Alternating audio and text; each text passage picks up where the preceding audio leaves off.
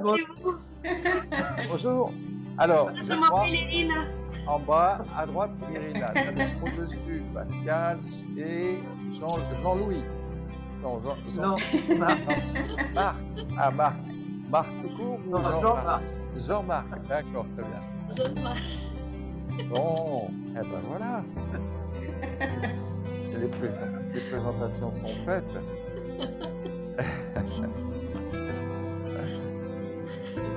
On va partir du début du livre, et ça va nous ramener quelques années en arrière.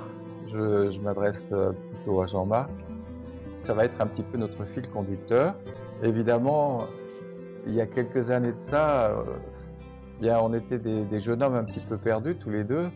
Ça m'a pris, je sais pas, à l'âge de 17 ans peut-être. Toi, peut-être un peu plus tard, non, je me rappelle plus. Quel âge tu avais? Oh, bah, ça dépend. Disons que le questionnement, il a commencé assez tôt quand j'étais ado. Et Oui, puis, on va dire que la prise de conscience vivante, c'est plus tard, quand j'avais 27 ans, je crois, quand tu m'as présenté à Albert. voilà, c'est ça. Ouais. Pour toi, Pascal, ça s'est passé comment? Vraiment petit à petit, ben, quand j'ai commencé à parler avec Jean-Marc, C'est en ça. fait, quand je descendais sur Nice pour voir Astrid, Ouais. il y a longtemps, hein, 25 ans. Ouais. Donc voilà, à chaque descente, j'y avais droit. Et voilà, vraiment, petit à petit. Les livres qui t'a indiqué t'ont intéressé tout de suite ou alors Oui, oui, oui, tout vraiment, de suite Krishnamurti, tout de suite. ça t'a Ah oui, parlé? je suis tout de suite accrochée, oui. Tu Ouais, as ouais, commencé tout par de quel suite. livre? Par Krishnamurti?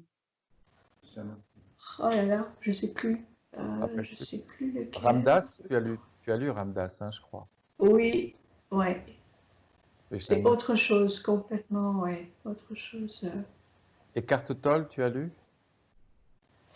Euh, un petit peu. Un Vraiment, petit là, peu. c'est il y a quelques un mois, ouais. Irina, toi, c'est simplement quand on a commencé à discuter tous les deux, on était dans le même club de tennis et puis on s'est mis à parler de ça.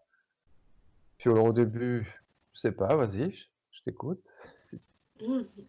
Pour moi, au début, il était juste pour savoir, pour découvrir pour moi-même quelque chose de nouveau que j'ai jamais vu. Et plus, c'est comme il était une occasion d'apprendre la langue, mieux parler et peut-être voir un peu plus clair tout ce que j'ai jamais touché Mhm. dans ma vie. Oui, j'ai aperçu beaucoup de choses, mais je n'ai pas donné des explications. Et c'est parce que je voulais vraiment comment, savoir, peut-être si est-ce que je peux connaître mieux et apprendre pour moi quelque chose de nouveau. C'est ça. Ouais, c'est ça. Oui, ça s'est fait différemment hein, Oui, c'est différent complètement. pour chacun d'entre nous. Bah écoutez, je vais vous lire un petit peu l'introduction du livre. C'est donc le livre La Voix du Soir-Regard. Et on commence à la page 9. Un beau jour, notre âme, l'aspect sensible de notre être, ne se sent plus pleinement et véritablement comblée par ce que la vie lui offre. Et quelques plaisirs glanés çà et là, au prix d'efforts démesurés, lui paraissent dérisoires. Face à son propre désarroi et en proie à un désenchantement, elle se tourne alors vers l'esprit, l'aspect lucide de notre être, afin que celui-ci la libère de cette terre de désolation. Ou est-ce que vous avez déjà vécu ce sentiment de se dire mais il n'y a pas autre chose que ça? Disons que pour ce qui me concerne, comme je le disais tout à l'heure, moi je ne savais pas pourquoi, mais je lisais pas mal de bouquins de philosophie quand j'avais 15-16 ans. Euh, J'étais attiré par ça, Ouais. par les questions que pouvaient se poser les auteurs dans les bouquins, mais sans trop savoir pourquoi. J'étais attiré par ce genre de discussion, le sens de l'existence, ce genre de choses, quoi. Mais je ne comprenais pas trop pourquoi. Ce que je savais de façon un peu confuse aussi, c'est que ce qu'on me proposait dans la société où je vivais, ça ne m'intéressait pas vraiment. Je trouvais rien ne me comblait, quoi. Je me sentais pas comblé. Il n'y avait rien qui m'enthousiasmait au point de dire waouh, c'est génial, ça n'existait pas. Là aussi, je ne savais pas pourquoi, mais c'était comme ça. Et puis ensuite, un peu plus vieux, vers 17-18 ans, je suis allé dans des associations qui parlaient pas mal à l'époque, ce qu'on appelait le développement personnel. Pour s'épanouir, il fallait s'épanouir, ils connaissaient des techniques pour s'épanouir. Donc moi, ça me paraissait pas mal, ça. Mais quand j'y allais, ce qu'on me racontait, ça me paraissait pas cohérent, quoi. Sans le Enfin, vouloir. Ouais. tu cherchais à échapper à quelque chose, en fait. Il y avait quand même quelque chose qui te dérangeait, ou enfin, Sensiblement, j'avais ouais. sans être vraiment J'avais conscient de une quoi. sensibilité qui était pas heureuse, quoi. Mais à Ouais, l'époque, je ne peux pas dire ça. Tu vois, aujourd'hui, je le dis comme ça. De façon assez claire, en disant que ma sensibilité n'était pas heureuse, quoi. Voilà. voilà. Mais à l'époque, je ne pouvais pas dire ça comme ça, parce que je n'avais pas perçu ce qui se passait en moi de cette manière-là, quoi. Ben, C'est j'étais ça. pas heureux, on va dire ça comme ça. Je Voilà. faisais des tatouages comme tout le monde, les copains, les filles, tout ça, mais je sais pas, il y avait un truc qui allait pas, quoi. Et donc, je suis allé dans des associations différentes, et comme je le disais, j'écoutais ce qu'on me disait, mais finalement, assez vite, je me rendais compte que ce qui était raconté, ce qu'on me disait, ça tenait pas la route, quoi. Et donc, je m'en allais, puis je revenais pas. Et puis, c'est quand j'ai rencontré Albert grâce à toi, Jean-Pierre, donc on va dire peut-être 10 ans plus tard, que là, quand je l'ai entendu parler pour la première fois, ce qu'il m'a dit a été une révélation. Voilà. D'accord. Ça revient un petit peu à dire ce que j'ai dit dans le début du paragraphe. Il y avait quelque chose qui n'était pas véritablement comblé en toi, ou voilà, C'est ça. C'est ça. c'est ça. C'est donc la sensibilité qui parle à un moment donné et qui se tourne vers l'esprit et lui dit hey, je suis pas vraiment heureuse, trouve quelque chose pour me sortir de là. Il y a quelque chose qui va pas, je suis troublé, je ne suis pas comblé par la vie, fais quelque chose. Donc c'est la sensibilité qui se tourne vers l'esprit. On sait intuitivement, lorsqu'on est sensiblement touché ou troublé, que l'esprit va jouer son rôle de lumière. Voilà, c'est lui qui va éclairer. Si vous êtes malheureux un jour, vous allez chercher une solution, vous allez la chercher dans votre mental et c'est l'esprit qui va tenter de trouver une solution. Vous voyez, la sensibilité et l'esprit sont deux aspects vraiment différents. Alors je reprends le cours de la lecture. C'est donc à l'esprit qu'il revient de trouver le chemin, la voie. L'âme, grâce à son pouvoir intuitif, va aider ce dernier dans cette tâche. Le pouvoir éclairant de l'esprit va permettre à l'espace sensible de notre être, l'âme, d'apprécier les différentes voies.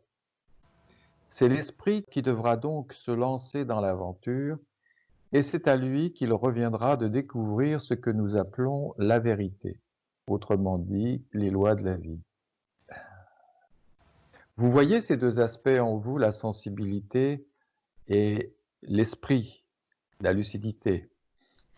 Oui, mais Vas-y. avant de s'en remettre à l'esprit, il faut déjà réaliser que notre bonheur ne vient pas de l'extérieur. Quand on cherche des solutions à l'extérieur en général, au mal-être, comment est-ce que je peux être mieux, comment est-ce que je peux avoir du bien-être, et à un moment donné, il faut réaliser que c'est pas à l'extérieur que ça va se passer. C'est ça. Et là, je pense qu'il y a vraiment un déclic qui s'est fait en disant ok, j'abandonne toutes mes illusions, ça ne viendra pas de l'extérieur. J'ai essayé plein de choses, mais bon, essayons à autre chose. Exactement. Là, bah, écoute, tu fais allusion un petit peu à ce que je dis en tout début de paragraphe. Les quelques plaisirs glanés çà et là au prix d'efforts démesurés, c'est l'âme qui parle, lui paraissent dérisoires, face à son propre désarroi et en proie à un désenchantement, elle se tourne vers l'esprit, donc l'esprit à l'intérieur. Bah, oui, c'est vrai. Ce que l'on vit ne nous comble plus, et on va découvrir aussi que tout est vécu à l'intérieur. Mais comment faire lorsque nous avons expérimenté tant de choses autour de nous et que tout a le goût de ressasser? Ne reste-t-il pas un lieu, n'y a-t-il pas une porte si proche de nous, si évidente que nous n'avons jamais pensé à la pousser? Peut-être même avons-nous consciemment ou inconsciemment un peu peur de la pousser. La porte de notre univers intérieur.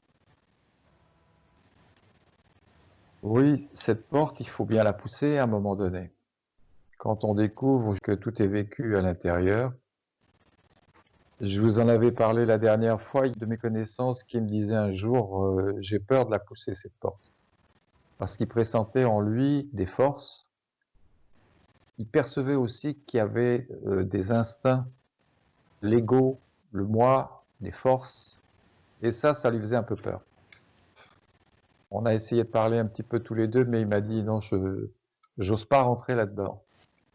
Voilà. Alors, s'il a perçu ça, je pense qu'un jour, il se tournera vers le regard intérieur. C'est déjà une chose énorme. Très peu de gens perçoivent ça. Là, maintenant, vous m'entendez pas dehors, vous m'entendez à l'intérieur. Vous me voyez pas dehors, vous me voyez en vous. Voyez?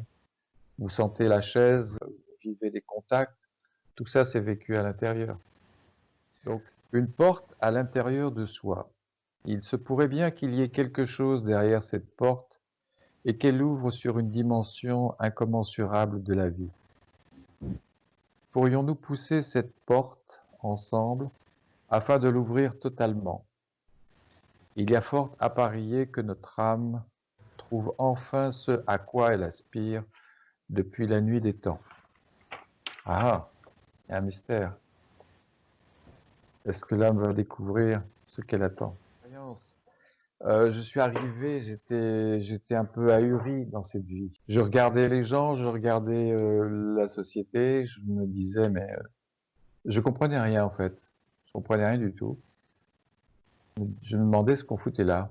Ça vous est jamais arrivé, ça? Un peu à côté de la plaque. Voilà. Enfin, par rapport à ce qu'on nous propose. Voilà. Alors on voit les gens, on voit la vie, et on comprend pas. Et il y a beaucoup de choses qu'on comprend pas, notamment la violence, cette vie difficile quand même, parce que socialement c'est rude. Les relations sociales sont difficiles. J'avais beaucoup d'incompréhension. Jean-Marc, je pense que tu as dû vivre cette chose. Disons que je me sentais en décalage par rapport à ce qu'on me disait de faire.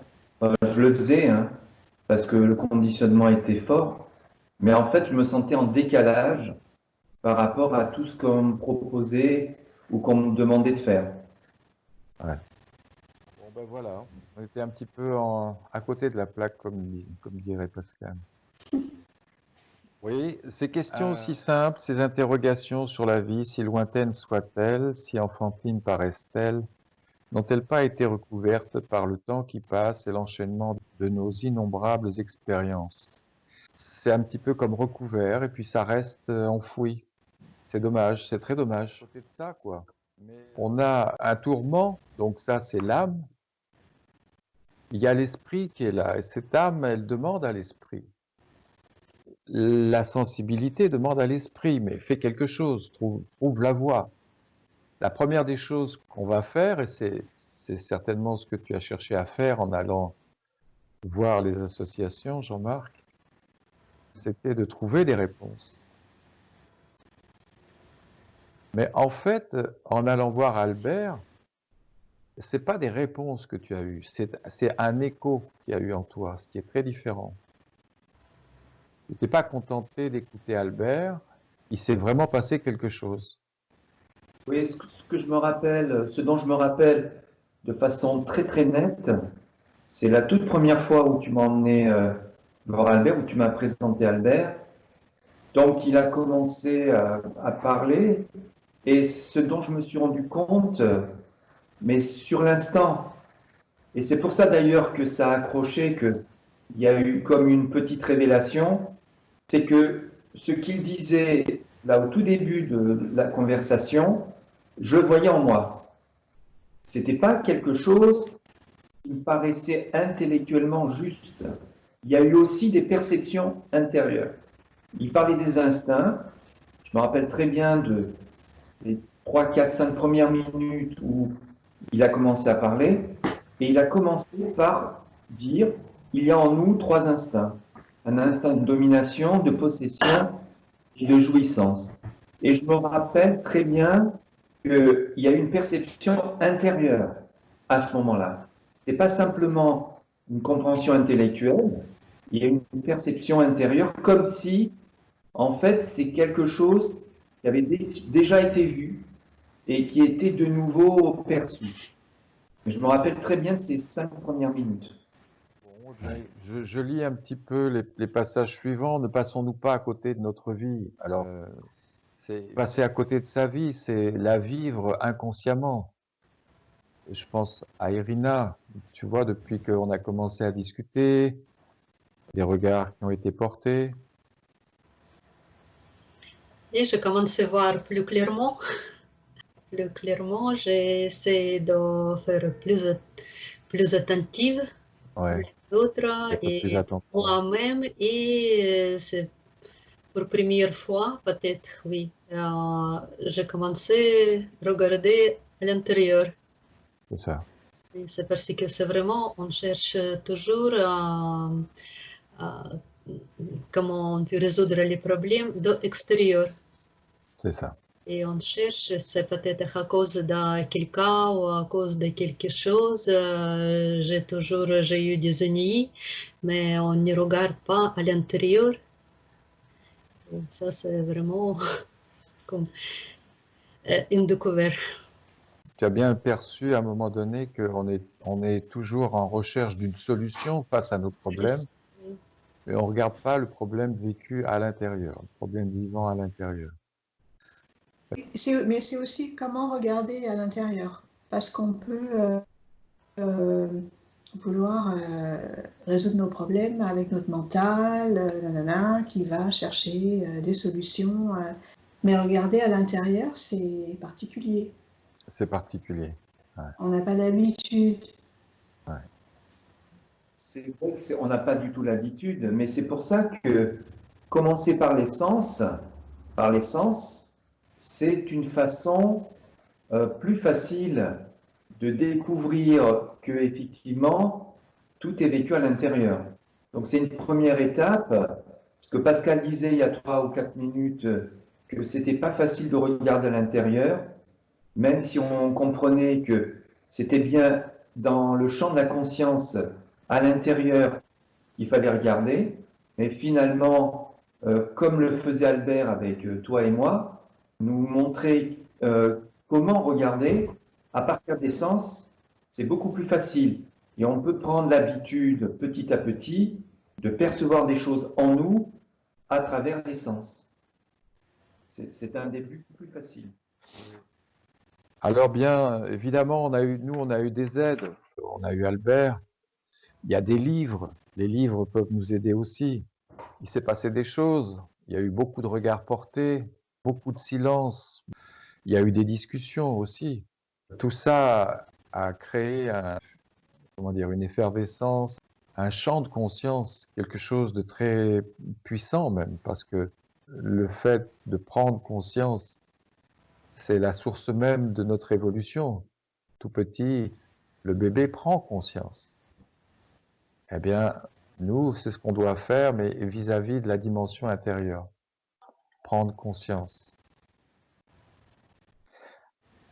Je me souviens que dans la pièce où nous nous trouvions lors de la première entrevue, donc avec Albert Vallée, une petite fenêtre permettait de contempler une montagne, ainsi qu'une parcelle de ciel bleu azur.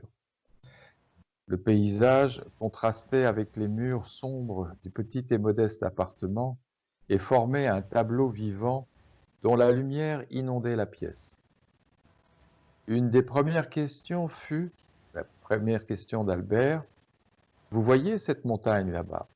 « Oui, très bien, lui répondis-je. »« Où la voyez-vous » ? Quelle drôle de question, pensais-je. Ça me paraissait bizarre. Tiens, il me demande où je vois la montagne. Bien. Bah, j'ai dit, je vois la montagne là-bas, rétorquai-je. Non, je ne vous demande pas où est la montagne. Je vous demande où la voyez-vous. Je ne comprenais pas. J'étais troublé, vide de réponse. Je répétais ce qui pour moi était une évidence toute bête. Je vois la montagne là-bas. Avec un doux sourire, il reprit. Écoutez bien à nouveau la question. Cette montagne là-bas, où la voyez-vous? Je restais toujours sans voix, un peu hagard. Qu'auriez-vous pu répondre à ma place? Alors il changea de direction. Cette chaise sous vos fesses, où la sentez-vous? Là, lui dis-je en m'agrippant à celle-ci.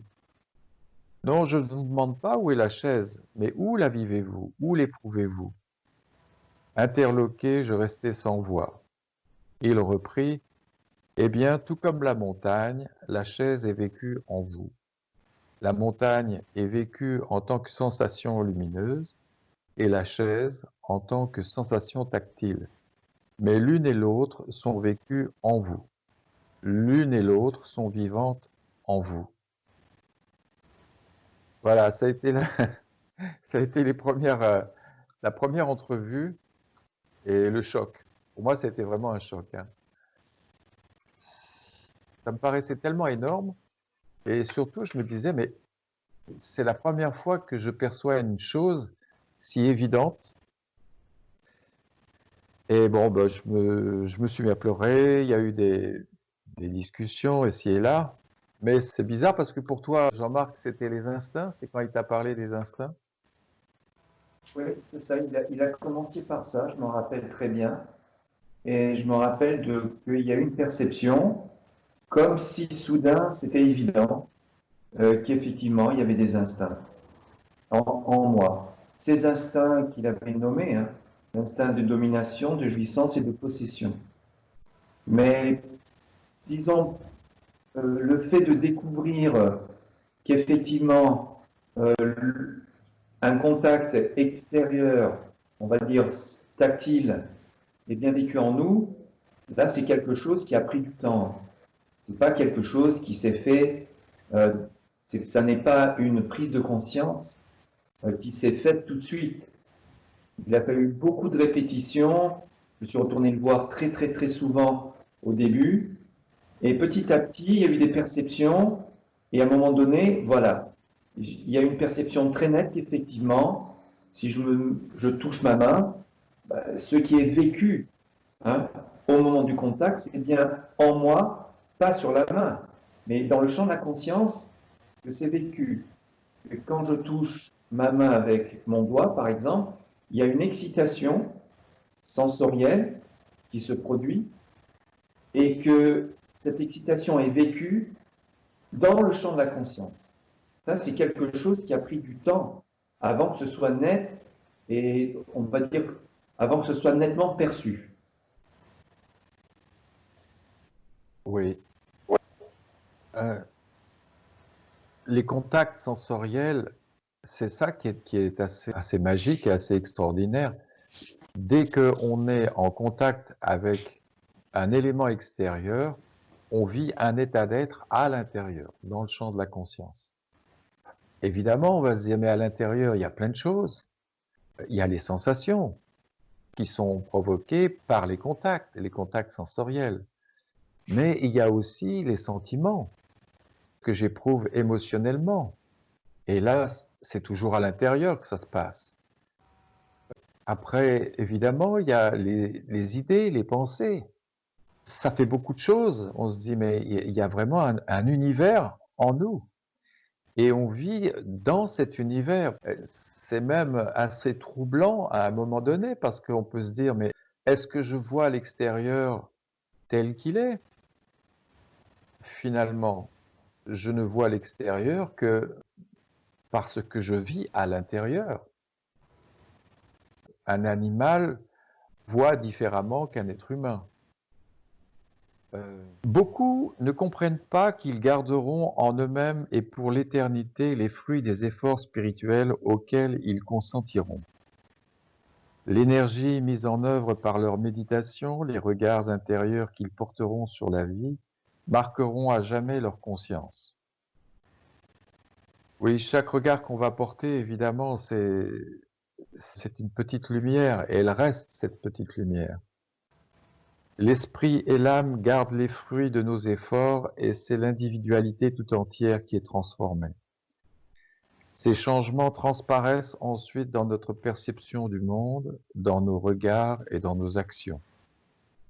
C'est cela qui produira le changement de l'humanité, celui auquel les âmes sensées et sensibles aspirent tant. Ces regards que l'on porte, c'est pas des petites choses, c'est des choses qui transforment.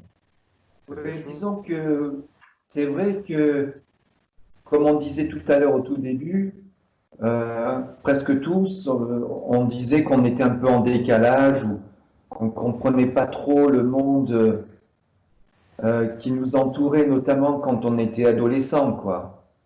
Mais c'est vrai que très rapidement, par contre, quand je suis allé voir Albert et que je suis retourné le voir, ça m'a libéré du fait de soudain mieux comprendre pourquoi le monde autour de moi que je ne comprenais pas était tel qu'il était. Comme Albert avait commencé par parler des trois instincts qu'il y a en nous, en chaque être humain, l'instinct de jouissance, de domination et de possession, le fait d'avoir parlé de ça et de l'avoir perçu en moi, ça m'a permis de le percevoir chez les autres. Et soudain, très rapidement, mais vraiment très vite, et pour moi ça a été comme une libération, ça m'a permis de comprendre pourquoi les êtres humains se comportaient de la façon brutale, violente, insensible, moi y compris d'ailleurs, hein, dont ils se comportaient. Et soudain, ça a apporté une sorte, un début de paix en moi, à travers la prise de conscience des raisons pour lesquelles les humains se comportaient de cette façon horrible, quoi. En général, pas tout le temps, mais en général. Donc ça a apporté un début de réponse, en tout cas, à les questions plus ou moins conscientes, hein, d'ailleurs, que j'avais en tête, quoi. C'est ça. On voit qu'évidemment, il y a des forces en nous qui nous poussent. Oui.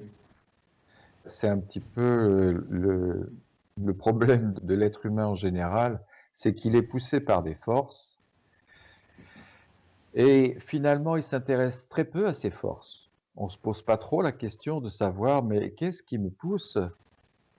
Et comme Albert l'a parfaitement défini et dit, il y a trois genres de forces.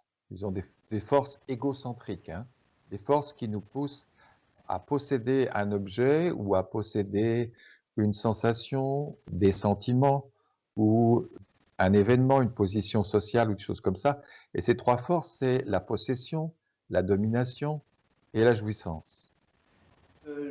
On entend souvent à la télévision notamment, mais pas qu'à la télévision, quand on parle avec des gens, des amis ou des connaissances ou des collègues de travail, on entend souvent beaucoup de gens qui parlent de ça, qui disent mais pourquoi les gens font ceci?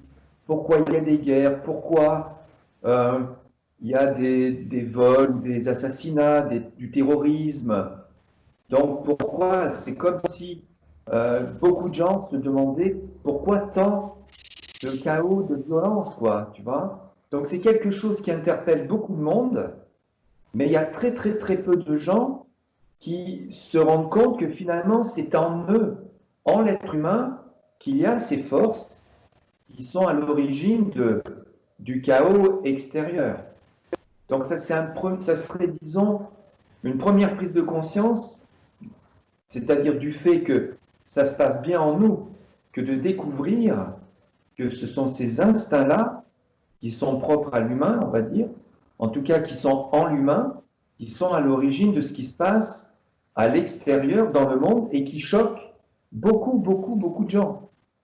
Tu vois, c'est aussi peut-être une première façon d'aborder le domaine spirituel que de parler des instincts, comme l'a fait Albert avec moi. C'est ça. Mais en revenant au contact, c'est ça qui est bien et c'est simple, c'est que on touche quelque chose. Bien, il y a le bon et le mauvais. Et c'est à partir de cette division qu'on va commencer à répéter des contacts et qu'on va commencer à désirer plus le bon et qu'on va commencer à rejeter le mauvais, ce qui pour nous est mauvais. D'ailleurs, ce qui peut être bon pour moi peut être mauvais pour un autre. Ce qui est, vous voyez, c'est très relatif tout ça, hein. C'est sur cette base de la division de l'agréable et du désagréable que ces forces vont, comment dire, se mettre en marche un petit peu. Puis elles vont se mettre en marche. Elles sont là très tôt, hein, puisque le petit enfant, disons, a la pulsion très vite d'aller vers ce qui est agréable et de rejeter ce qui lui est désagréable. Oui. On Et ne c'est sait fort. pas, si on est un petit peu attentif, euh, quand on a un peu l'habitude de regarder en soi, disons, on ne sait pas du tout ce qui va se passer en nous lorsqu'on va, par exemple, goûter un plat exotique qu'on n'a jamais goûté. On ne sait pas si ce qui va se passer en nous en termes gustatifs va être un plaisir ou va être on va dire un rejet, disons. On ne sait pas ce qui va se passer. Mais on se rend compte justement dans ces moments-là, quand quelqu'un nous dit, moi ça m'est arrivé quelques fois dans ma vie évidemment, tiens, j'ai goûté ce plat, c'est génial, vas-y, goûte-le, c'est fantastique. Et puis je me rappelle très bien des cas où je goûtais le plat et finalement ce qui se passait en moi, ben, c'était pas quelque chose de, c'était pas un plaisir quoi. C'était pas quelque chose qui me plaisait vraiment. Et là, ça montre bien cette expérience que tout le monde a vécue, hein. Ça, c'est presque sûr que ça n'est pas l'objet extérieur, que nous croyons bon ou mauvais, parce qu'on voit bien dans notre comportement que nous courons vers l'objet extérieur ou que nous essayons d'éviter l'objet extérieur, que ça n'est pas cet objet extérieur qui est bon ou mauvais, que c'est ce qui se passe en nous quand nous vivons un contact qui va être vécu soit de façon agréable, soit de façon désagréable. C'est donc une preuve qu'effectivement, c'est en nous que tout se passe. C'est en nous que tout est vécu. Oui, oui, oui. Vous racontez la dernière fois que j'avais une expérience avec une jeune femme, étant un peu plus jeune. Je la trouvais très jolie. Et une semaine après, alors j'étais sous le charme, disons, de la personne. Et une semaine après, le charme s'était envolé. Voilà. Il n'y avait plus rien. C'était évident pour moi que quelque chose s'était passé à l'intérieur. Et je n'y étais pour rien. Je ne comprenais pas, voilà, le charme s'était envolé. Je voyais des hommes, disons, qui tournaient autour, qui trouvaient la jeune femme jolie. Et je me suis dit, voilà, eux, ils vivent la chose différemment. Moi, je l'ai vécu à un moment donné d'une façon, maintenant je la vis d'une autre. Et puis, il y a des hommes à côté qui vivent l'image et le charme, voilà. Donc, tout ça se passe à l'intérieur, que ce soit une sensation, que ce soit un état amoureux, que ce soit un sentiment, que ce soit des pensées, des réflexions, tout ça se passe à l'intérieur. Quand on comprend ça, on va être très, très, très attentif à ce qui se passe en nous, et de plus en plus attentif même. Et c'est là où le changement est possible. Tant qu'on n'est pas véritablement conscient de ça, on vit dans nos mécanismes mentaux. Voilà, je pense ceci sur ça, j'ai telle idée sur ci, sur ça, et les choses sont comme ceci et comme cela. Mais à partir du moment où on commence à devenir le témoin de ce qui se passe à l'intérieur, alors là, ça change. Là, les choses changent. Pardon? On est dans des sociétés, disons, qui ne laissent pas beaucoup de place à la sensibilité des individus. Et même nos parents, enfin, pas nécessairement les nôtres, mais les parents en général, n'accordent pas trop ou pas assez de place à la sensibilité de leurs enfants. Ils sont eux-mêmes imprégnés d'un conditionnement social très puissant et beaucoup d'entre eux ont tendance à répéter ce conditionnement et à l'imposer à leurs gamins. Ce qui fait qu'il y a beaucoup de gamins qui vont grandir avec une sensibilité qui n'est pas épanouie parce que les parents n'ont pas réalisé que ce qui doit guider la vie d'un individu, quel qu'il soit, c'est d'abord sa sensibilité à lui ou à elle. Et ce que l'on met plutôt en avant dans nos sociétés modernes, c'est plutôt le mental, l'intellect, le comportement, comment dire, conditionné. C'est dommage parce que on aurait des sociétés beaucoup et des individus donc beaucoup plus épanouis, plus équilibrés si on se rendait compte que c'est la sensibilité en nous qu'il faut écouter et pas les idées, le mental et le conditionnement. Oui. On voit bien que le conditionnement ne tient pas qu'à de la sensibilité. Enfin, si on voit l'organisation sociale telle qu'elle est, hein, voilà, il y a des formats et les individus doivent rentrer dans les cases. Voilà. Et puis, même si l'individu n'est pas épanoui, même s'il n'est pas véritablement heureux, tant pis, voilà, il faut qu'il suive. Et on parlait des sens, et c'est d'ailleurs, on pourrait voir assez facilement en observant les sens que c'est bien la sensibilité d'abord, pas que la sensibilité, mais c'est bien la sensibilité qui nous guide, on va dire sensoriellement. Si je prends une douche, je vais régler l'eau chaude et l'eau froide en fonction de ce que la sensibilité sensorielle vécue, va me dire de la température de l'eau. Si c'est trop chaud pour moi, je vais devoir mettre plus d'eau froide et c'est d'abord la sensibilité qui va me guider. Pareil, si je veux goûter un plat, est-ce que j'ai mis assez de sel, pas assez de sel? C'est encore la sensibilité au niveau gustatif, cette fois, qui va me guider. Donc on voit bien que c'est la sensibilité, dès le début, qui va guider le bébé à travers les contacts sensoriels qu'il va vivre. Et c'est le cas pour tous les êtres vivants et les adultes aussi. Donc, c'est cette sensibilité qui va beaucoup compter dans la vie d'un individu, d'un être, on va dire, d'un être humain.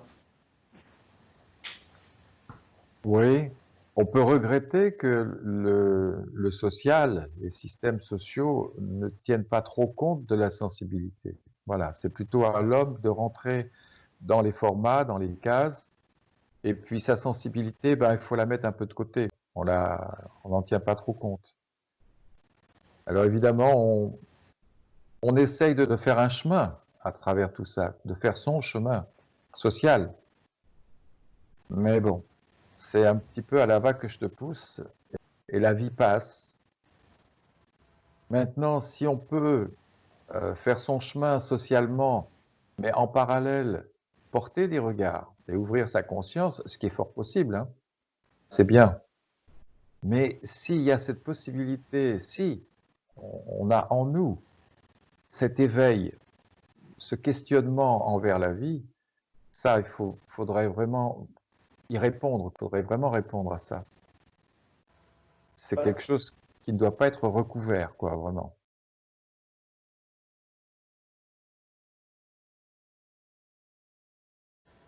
On voit que l'homme est dénaturé par ses forces. Le fond humain n'est plus présent. À partir du moment où on s'est mécanisé dans le désir, dans la possession, dans la domination, dans la jouissance, on se déshumanise quelque part. on perd notre recul et puis ce regard humain qu'on peut avoir sur les gens et le monde autour de nous. Voyez? Maintenant, on voit les forces Ouais. et on ne peut pas, comme suivre ces forces-là, on ne peut pas tourner en même temps avec ces forces. On peut prendre maintenant un petit recul et Ouais. regarder. Oui, évidemment, il y a comme une espèce de lutte à un moment donné parce qu'on perçoit ces forces en nous. On se dit évidemment, ah, mais ces forces, elles ne devraient pas être là. On perçoit qu'il y a quelque chose qui ne va pas. Évidemment, le premier réflexe, c'est de lutter un petit peu contre ces forces. Mais en général, ce sont les forces qui ont le dernier mot. Même si on se dit non, il faut pas ceci, il faut pas cela, je devrais pas faire ceci, je devrais pas faire cela. À un moment donné, c'est plus fort que ma volonté. Et plus ici, dans ce chemin, on a découvert vraiment, c'est le moi. C'est le moi qui a pris tout et ça aussi, c'est bien caché derrière, derrière le moi. Ouais. Et bon, on a découvert beaucoup. On a découvert beaucoup.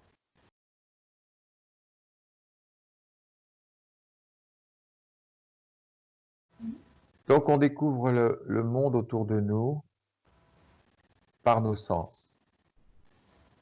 Et on découvre que ce que l'on vit, c'est à l'intérieur de soi. Et à l'intérieur de soi, il y a quelque chose qui se divise à un moment donné en bon et mauvais. Et derrière ce bon et ce mauvais, il y a des forces. Possession, domination, jouissance. Là-dessus, il y a un mental qui se met en marche et qui va devenir un véritable petit ordinateur. Et c'est ce petit ordinateur qui va nous donner des solutions au travers de nos expériences, au travers de tout ce qu'on a pu apprendre, pour mettre la main sur ce qui nous plaît et puis éviter ce qui nous plaît pas. On a vu qu'il y avait le conditionnement et que ce conditionnement est là inconsciemment et que ce conditionnement est puissant. Lui aussi nous pousse. On nous a mis des choses dans la tête, on nous a dit comment il fallait être en société, ce qu'il fallait pour être heureux. Est-ce que ce qu'on nous dit de faire, les attitudes à avoir, les comportements, est-ce que tout ça nous apporte le bonheur? Je sais pas, qu'est-ce que vous en pensez? Ça peut apporter le plaisir, mais pas. Ça dépend ce qu'on appelle le bonheur, c'est toujours pareil. Voilà. Ça peut apporter du plaisir. Il y a des gens qui croient à l'ambition, qui croient à la carrière. Par exemple, hein. Je parle de ça parce qu'il y a beaucoup de gens dans nos sociétés qui sont investis dans la carrière, dans la hiérarchie, dans l'ambition, avec comme objectif d'avoir des plaisirs. Le plaisir déjà d'avoir un poste, par exemple, qu'on voulait, d'avoir de l'argent, puis après d'utiliser l'argent pour avoir des plaisirs. Alors il y a pas mal de gens qui croient ça.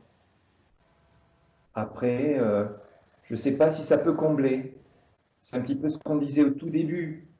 On disait tous les quatre au tout début de cette conversation que on n'était pas comblé par ce que proposait la société autour de nous. Donc ça veut bien dire que plus tard aussi, on n'était toujours pas comblé par cette même société. Donc ça dépend un petit peu de l'évolution de chacun. Il y en a qui y croient et qui se sentent peut-être comblés par les plaisirs qu'ils ont, voilà, qui sont proposés par la société. Peut-être que ça leur suffit, mais on voit bien qu'il y a d'autres êtres qui ne sont pas comblés par les plaisirs et qui ne sont pas comblés par ce que propose la société. Voilà, c'est notre première discussion. On va voir un petit peu ce qu'elle va donner en termes de qualité aussi, parce que